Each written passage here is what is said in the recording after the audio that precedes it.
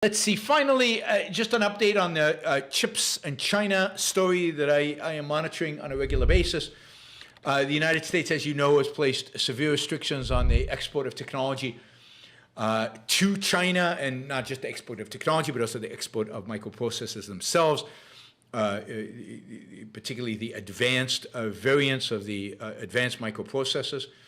For a while now, it has been the case that the ASML in the Netherlands has never really sent to China the extreme ultraviolet lithography machines that cost, I think, what do they cost, 10 million a piece or something like that.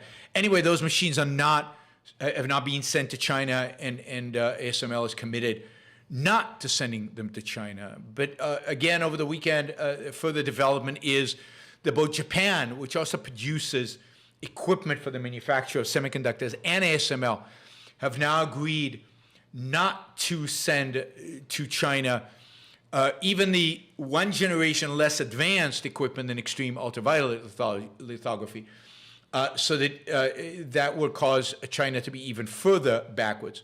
Japan's Nikon, which competes with ASML in supplying parts and technology processes that are deep ultraviolet lithography, which is one step less sophisticated than the extreme ultraviolet lithology.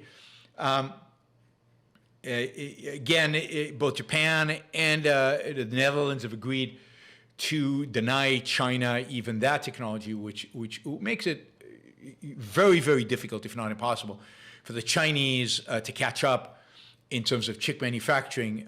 The best the Chinese can do, and another story that broke this week, end of last week, the best that the Chinese can do is basically steal the chips themselves. They can't produce them, but they can steal the chips. Indeed, the story that broke late last week is that chips that has been illegal to export to China for a couple of decades now. I think they were first made illegal in 1999 or something like that. Have been, it's come out that the Chinese are using those chips in various military equipment. So China is finding ways to get their hands on American chips. Just like China and Iranian drones are using American chips.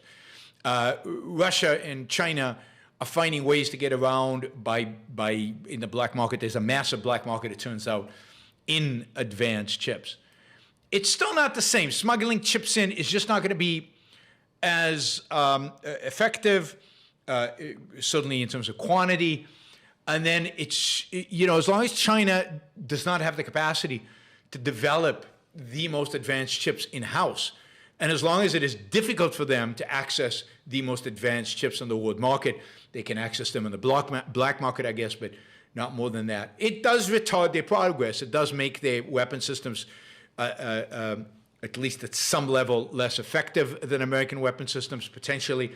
And it certainly makes it impossible for them to achieve what they sought to achieve, which is technological independence from the West by 2025. That's not happening. It's been extended to 2030, but it's just not going to happen. That China is going to achieve technological parity with the U.S. or with the West by 2030 if these kind of technologies are denied it. Once you understand, it's impossible for them to basically develop extreme ultraviolet lithography. In 10 years, it might be impossible for them to develop it. In 20 years, it might be impossible for them to ever develop it, given the expertise that has to go into it and the amount of subcontracting that has to go into it. In ASML's case, the company in Holland, the expertise, they get to access companies all over the West, and companies that are world-class at a tiny little thing. That expertise is not available to the Chinese.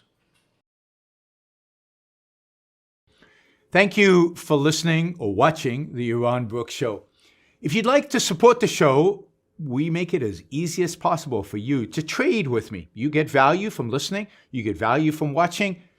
show your appreciation. You can do that by going to yaronbrookshow.com/support, by going to Patreon, Subscribestar, Locals, and just making a appropriate contribution on any one of those channels. Also, if you'd like to see the Yaron Brook Show grow, please consider sharing our content and, of course, subscribe. Press that little bell button right down there on YouTube so that you get an announcement when we go live. And for those of you who are already subscribers and those of you who are already supporters of the show, thank you.